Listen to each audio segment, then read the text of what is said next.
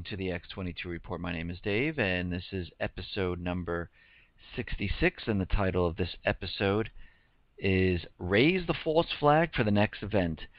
As we can see, things are happening out there, and actually strange anomalies are happening. It looks like we are totally being set up for a false flag coming soon. There are so many reports coming out. There are so many things happening, and we can definitely see this in the next couple of weeks. And we're going to go through these and see what's happening and try to connect the dots and see what's going on.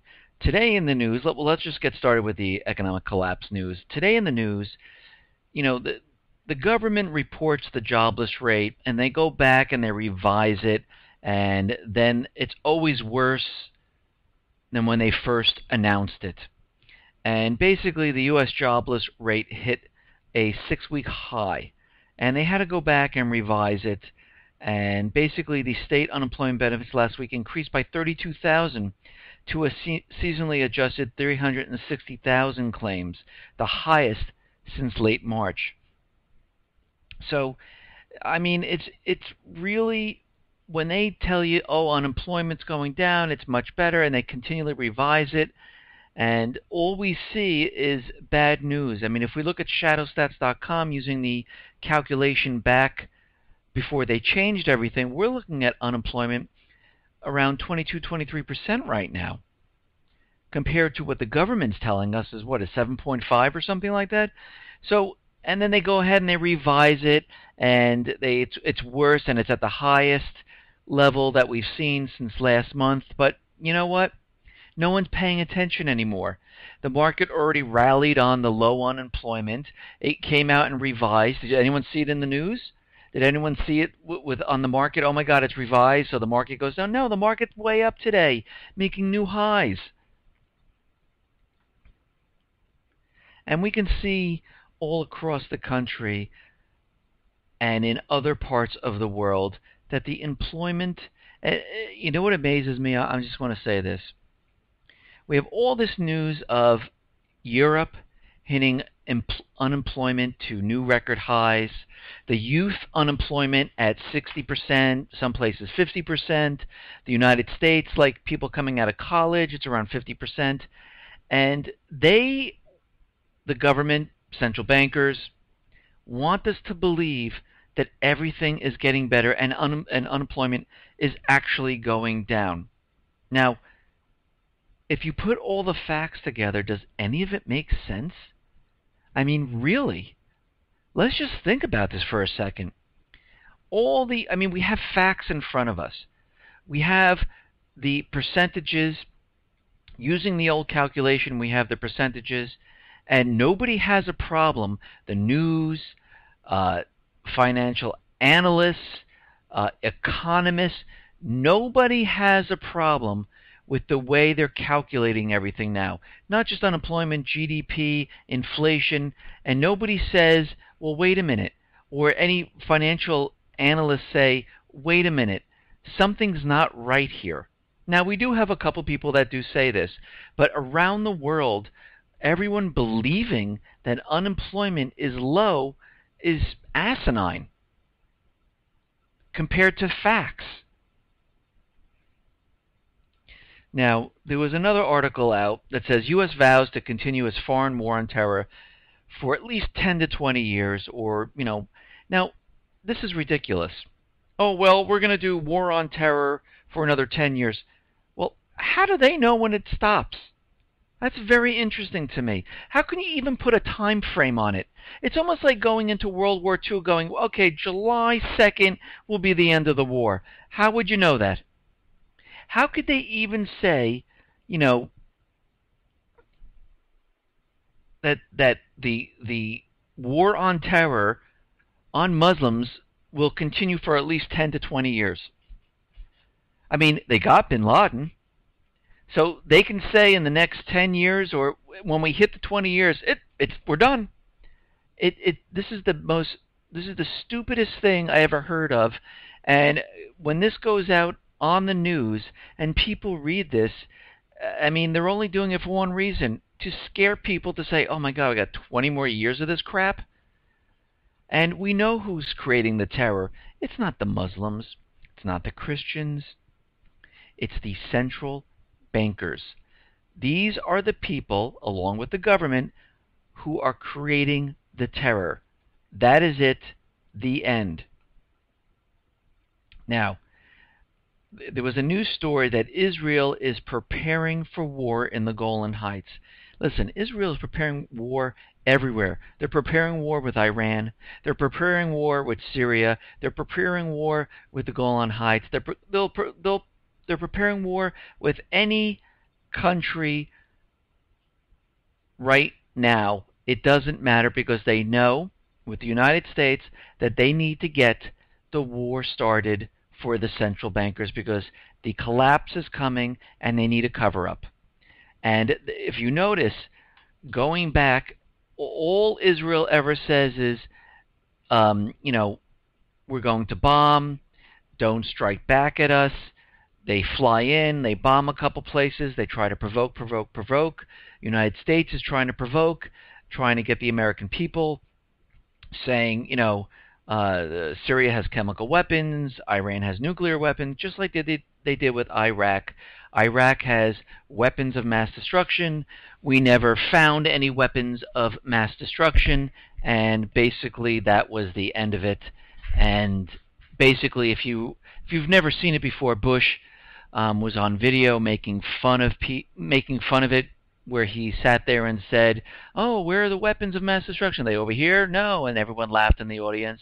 Over here? No. And everyone laughed in the audience. So the whole thing was fake. The whole thing was a put on. The whole thing was to get us into war with Iraq, to get the central bank back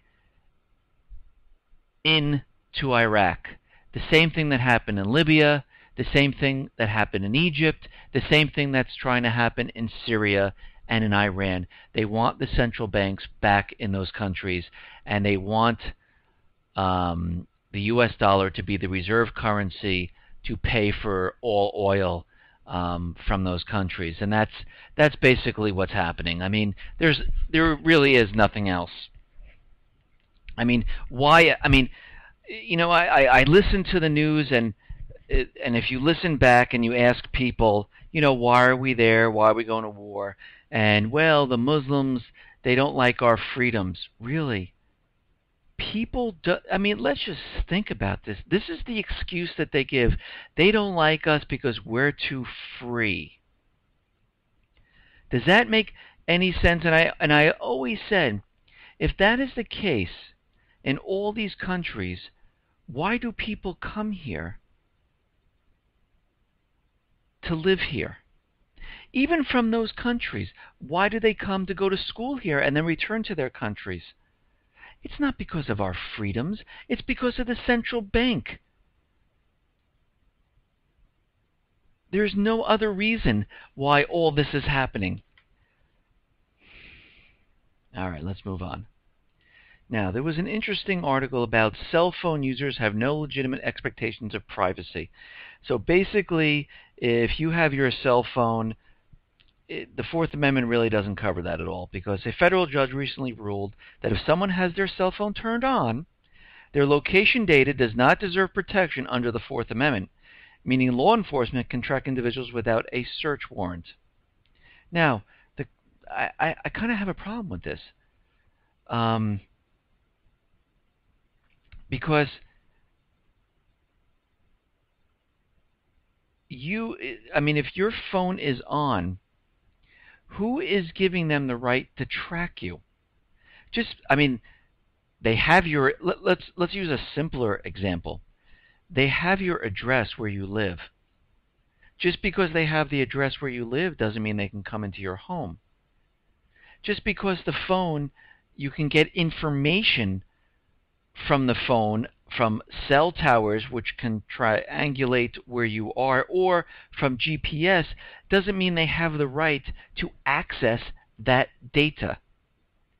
And I don't understand how they can say this, because, if you have, I mean, it makes no sense to me what this judge is trying to say.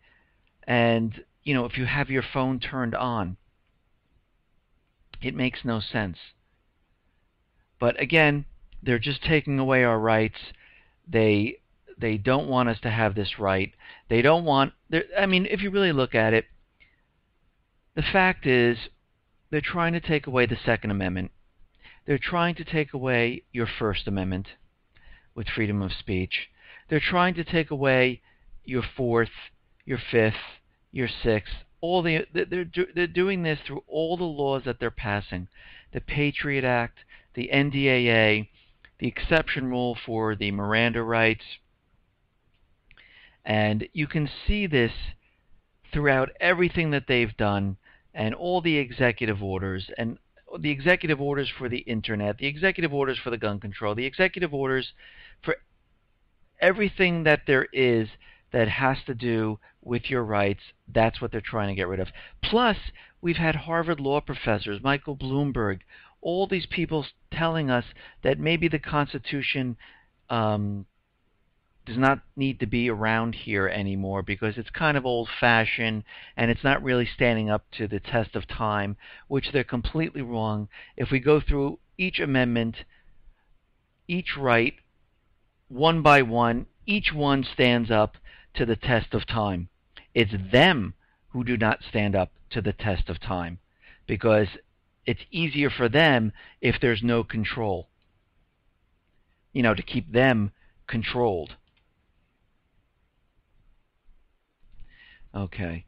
Now, in the Financial Times was hacked by the Syrian Electronic Army. So the Financial Times website and multiple Twitter accounts belonging to the news organization were hacked. The company confirmed, apparently by hacker group, the Syrian Electronic Army.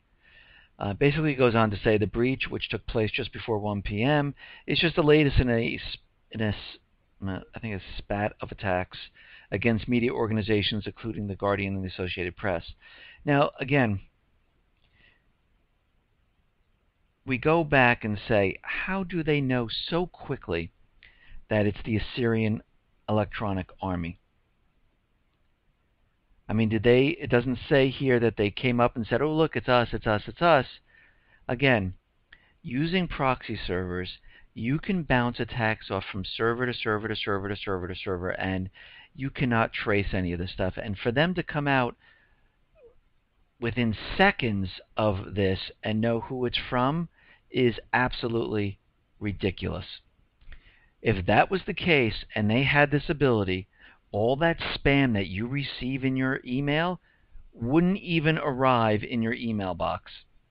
All the viruses and malware that you receive on your PC wouldn't even exist.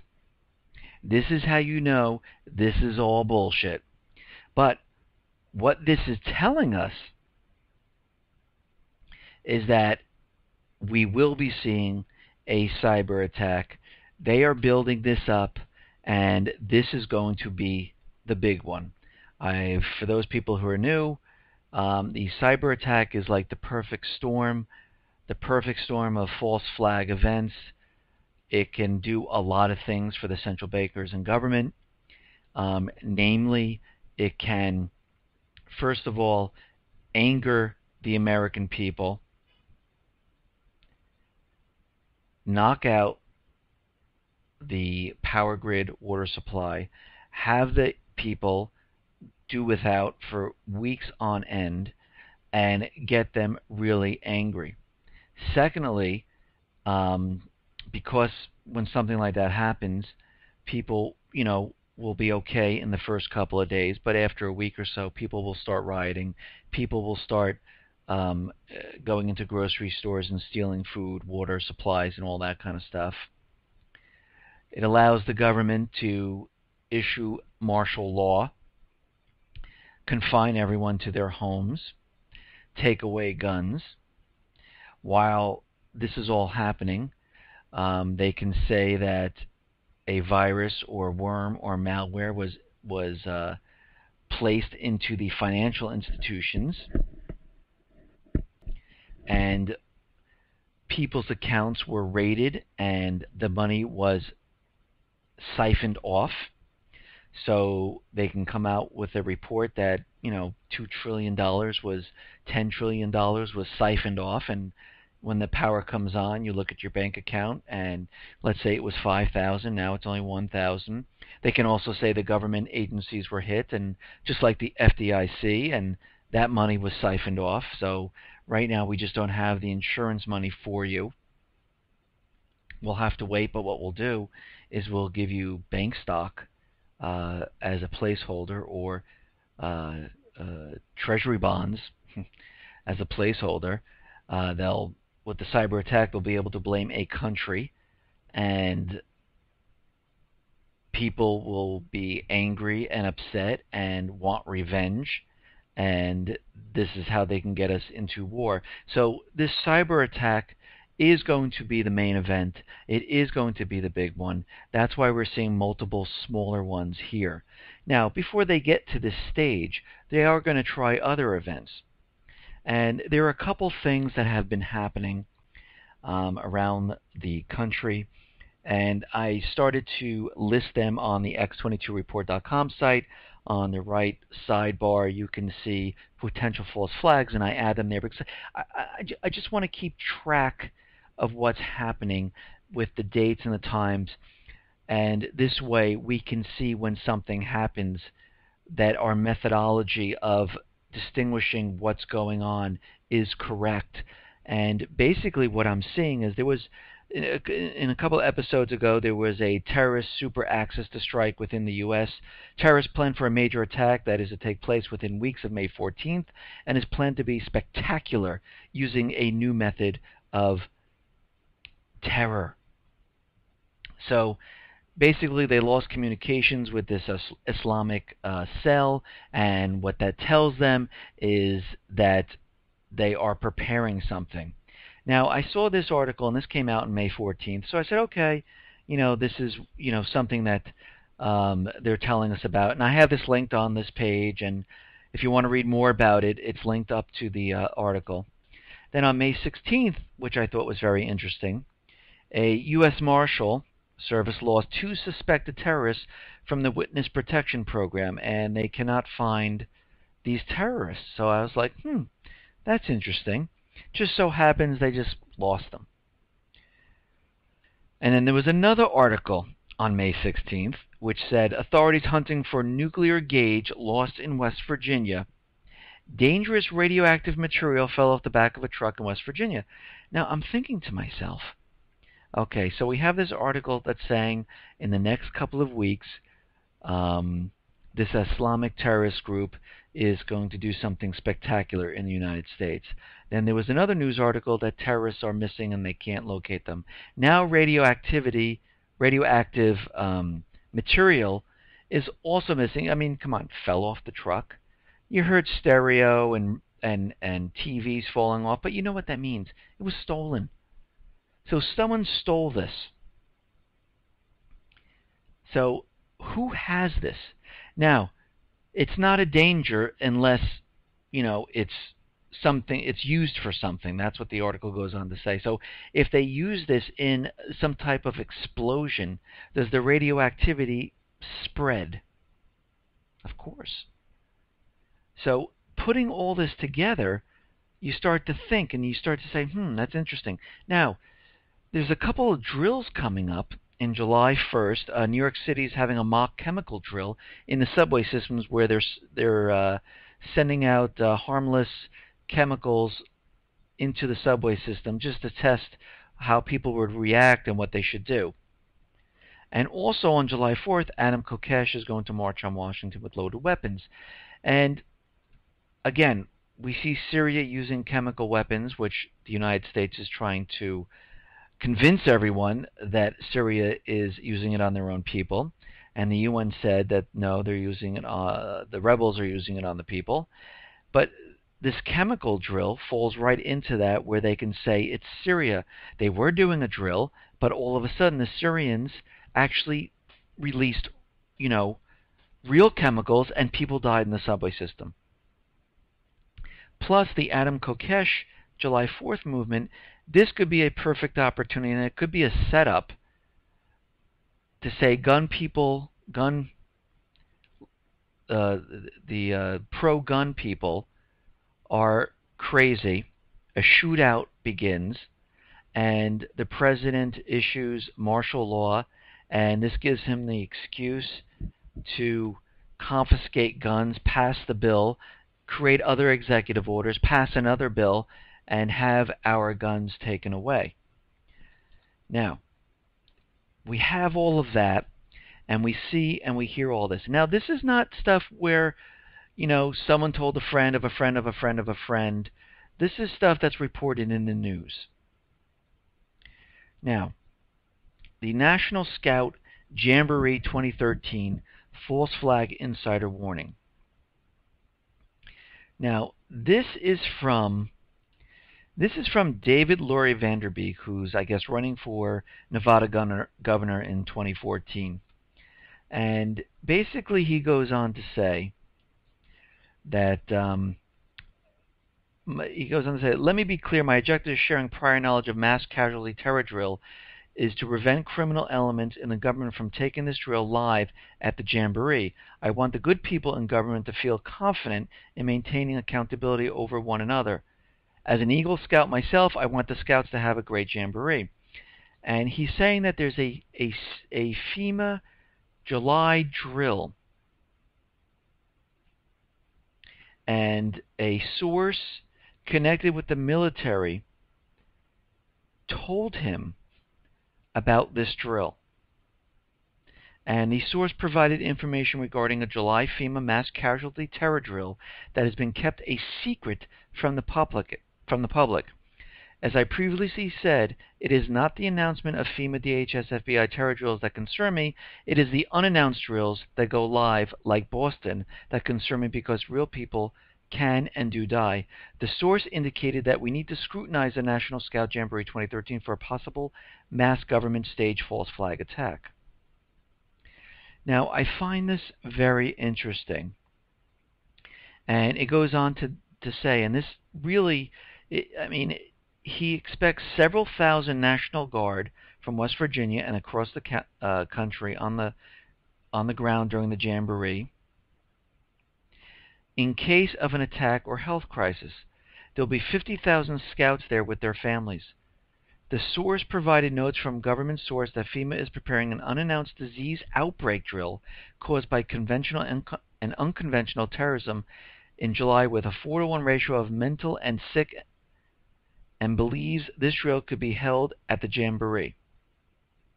Unconventional terrorism is chemical and germ weapons. There will be kill and wounded family members involving sociogenic illness, which means that a medical condition will be shared by a mass of people. They'll have mass unexplained physical symptoms. There'll be no clear start or stop to the event. That will be long-term, inciting panic and mistrust of the public officials. Now, you can see why he is very concerned about this, because think about it. The Boy Scouts of America, the amount of people that's going to be there. Now, what's more American than the Boy Scouts? The Boy Scouts, and having Scouts injured or ill or dying will send America, I believe, into a panic, because they're going to say, these poor Scouts. Now, let's say it isn't a chemical, but a shooting. I mean, think about all the things that they can do with this. I mean, they're saying it's mass casualty drill for chemicals, but what happens if they use a shooting? What happens if they use the radioactive material from the gauge that's lost, the two terrorists that they lost contact with, set this up and create radioactive dirty bombs?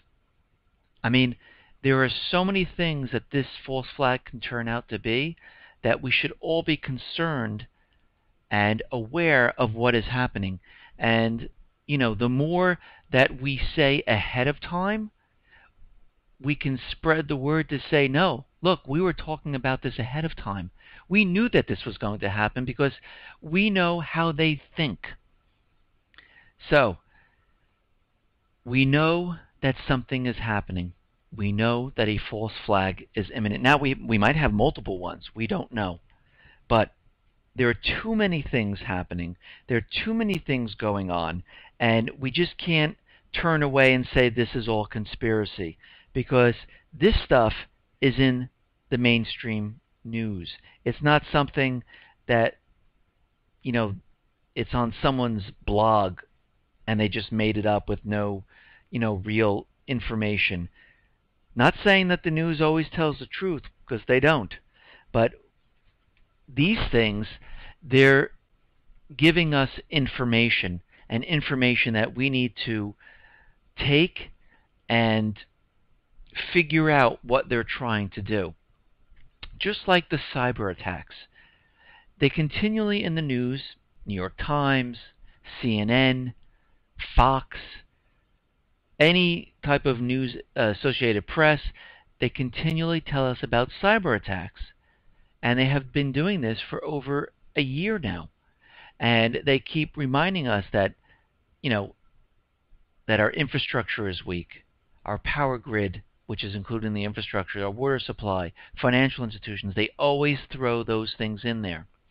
So they're telling us, brainwashing the people, getting them used to hearing this, so when it happens, it's like, we've heard about this. They told us all along that this would happen from this country, from China, from the Syrians, from Iran, from, Russia. It doesn't really matter. North Korea. So these are the things that we have to look out for. We know something's coming. I'm keeping track of them on the X22 report. This way we always have knowledge. Now, if you know of anything else and you want to add to this, go to the people. Add it into the false flag section. So this way we have some type of record of what might happen. If you want to comment on this episode, comment with what you think might happen. That's great too. If you're on YouTube, comment there. If I missed something, or if you know of more drills that are coming up, the more that we have out there and the more that people pick up on this, the more we can say, look, we told you about this and they're doing it. Listen, I want everyone to have a great day. Be well, be safe, and especially be prepared. Thank you.